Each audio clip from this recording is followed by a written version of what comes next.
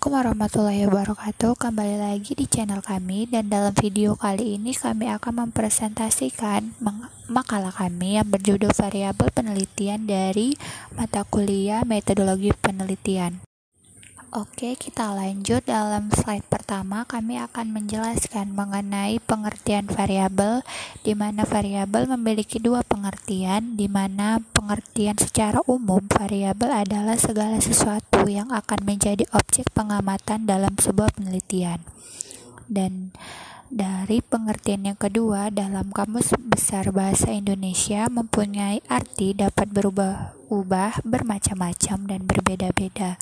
Dan menurut pendapat para ahli, dan ini salah satu pendapat dari para ahli yaitu dari Dr. Soekidjo, di mana variabel memiliki definisi yaitu mengandung pengertian, ukuran atau ciri yang dimiliki oleh para anggota dalam suatu kelompok yang berbeda dengan apa-apa yang dimiliki oleh kelompok lain juga. Variabel juga disebut dengan ciri, sifat, maupun sifat yang didapatkan dari penelitian tentang konsep pengertian tertentu, contohnya pendidikan, umur, gen, pekerjaan, pengetahuan, dan lain sebagainya.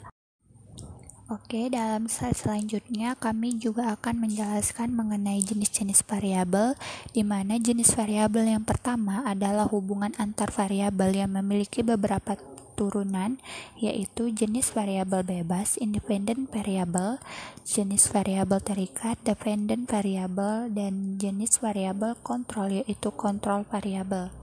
Dan yang pertama, kami akan menjelaskan mengenai jenis variabel bebas atau independent variable, di mana variabel ini mempunyai pengaruh atau menjadi penyebab terjadinya perubahan pada variabel lain, sehingga bisa dikatakan bahwa perubahan ini terjadi pada variabel diasumsikan akan mengakibatkan terjadinya perubahan terhadap variabel lain.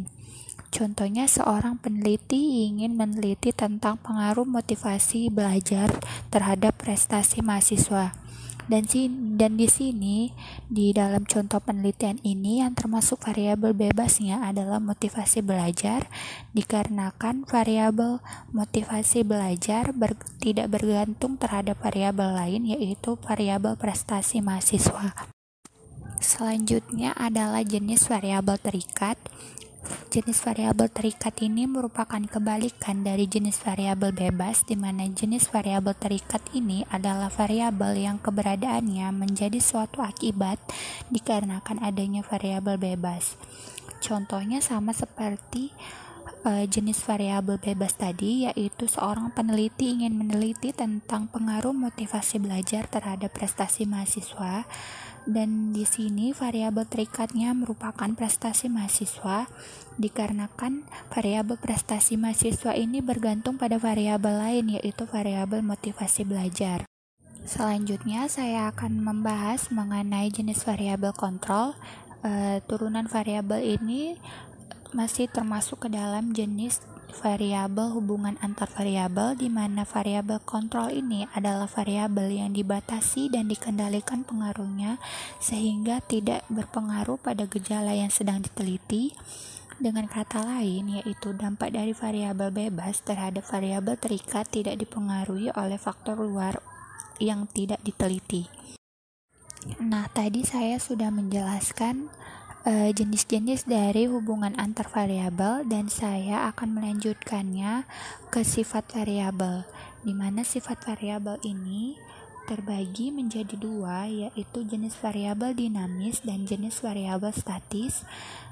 Baiklah, saya akan menjelaskan mengenai jenis variabel dinamis terlebih dahulu, di mana memiliki pengertian suatu variabel yang bisa diubah naik keadaan maupun karakteristiknya. Variabel ini memungkinkan untuk dilakukan manipulasi atau perubahan sesuai dengan tujuan yang diinginkan oleh pihak peneliti. Perubahan tersebut dapat berupa peningkatan atau penurunan, seperti contohnya prestasi belajar, motivasi belajar, kinerja pegawai, dan lain-lain. Dan selanjutnya saya akan membahas mengenai jenis variabel statis, di mana variabel statis adalah variabel yang mempunyai sifat yang tetap dan tidak dapat diubah, baik keberadaannya maupun karakteristiknya.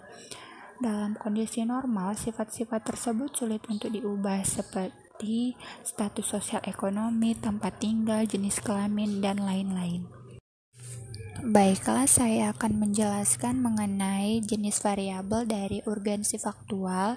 Yang pertama adalah variabel konseptual, di mana variabel ini dinamakan variabel konseptual karena variabel ini tidak terlihat secara fakta dan tersembunyi dalam suatu konsep. Variabel konsep hanya bisa diketahui berdasarkan indikator yang tampak. Contohnya itu motivasi belajar, minat dan kinerja, konsep diri, dan lain-lain. Di mana contoh dari variabel ini tidak terlihat dan tersembunyi dalam suatu konsep. Karena tersembunyi di dalam konsep, maka keakuratan data yang terdapat pada variabel konsep ini tergantung dari keakuratan indikator dari beberapa konsep yang sudah dikembangkan oleh pihak peneliti. Dan yang kedua adalah variabel faktual, di mana variabel ini berbeda dengan jenis variabel yang pertama. Dan variabel ini merupakan variabel yang ada di dalam faktanya. Karena sifatnya yang berdasarkan fakta, maka apabila terjadi kesalahan dalam pengumpulan data, maka itu bukanlah kesalahan instrumen, akan tetapi respondennya. Misalnya, si responden tidak jujur atau terdapat sifat-sifat buruk pada responden itu sendiri. Contohnya adalah gen atau usia, asal daerah atau sekolah, agama, dan pendidikan.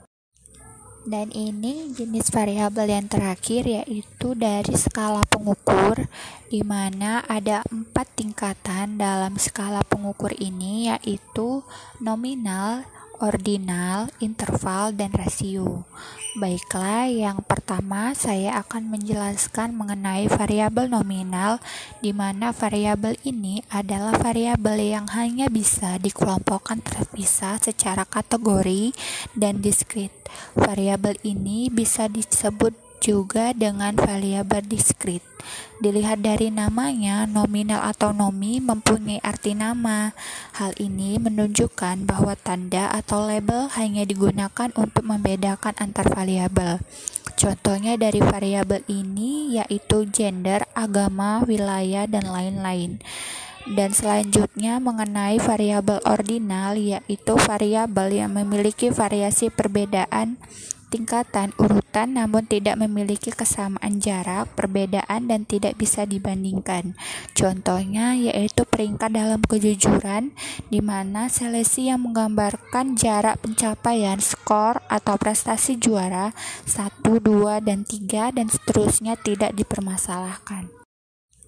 Dan ini jenis variabel yang terakhir, yaitu dari skala pengukur, di mana ada 4 tingkatan dalam skala pengukur ini, yaitu nominal, ordinal, interval, dan rasio. Baiklah, yang pertama saya akan menjelaskan mengenai variabel nominal, di mana variabel ini adalah variabel yang hanya bisa dikelompokkan terpisah secara kategori dan diskrit. Variabel ini bisa disebut juga dengan variabel diskrit. Dilihat dari namanya, nominal atau nomi mempunyai arti nama. Hal ini menunjukkan bahwa tanda atau label hanya digunakan untuk membedakan antar variabel. Contohnya dari variabel ini yaitu gender, agama, wilayah, dan lain-lain. Dan selanjutnya mengenai variabel ordinal, yaitu variabel yang memiliki variasi perbedaan tingkatan urutan namun tidak memiliki kesamaan jarak, perbedaan, dan tidak bisa dibandingkan. Contohnya yaitu peringkat dalam kejujuran, di mana seleksi yang menggambarkan jarak pencapaian skor atau prestasi juara 1, 2, dan 3 dan seterusnya tidak dipermasalahkan.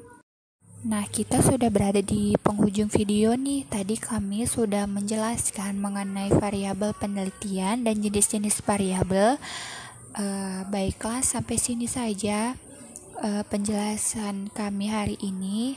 Bila ada kekurangan atau kesalahan kata, kami mohon maaf. Semoga video ini dapat bermanfaat buat kita semua. Terima kasih dan assalamualaikum. Oh iya, jangan lupa subscribe, like, and comment ya teman-teman. Terima kasih.